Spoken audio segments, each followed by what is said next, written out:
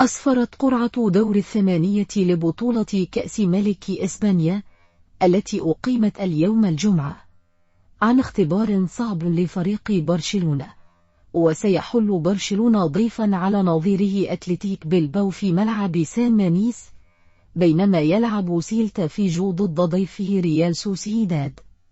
اعترف البرتغالي كريستيانو رونالدو نجم النصر السعودي بأنه يستمتع بمشاهدة فريق مانشستر سيتي، مشددا على أن الفريق السماوي كان يستحق الفوز بلقب دوري أبطال أوروبا قبل عامين.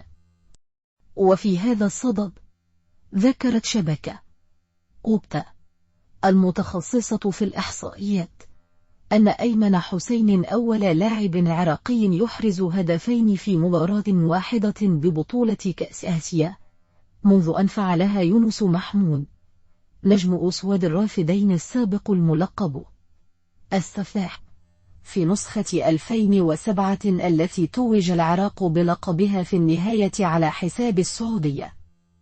أبدى خيسوس كاساس المدير الفني لمنتخب العراق سعادته البالغة بالفوز المستحق الثاني من يناير على اليابان في الجولة الثانية من دور المجموعات لكأس آسيا.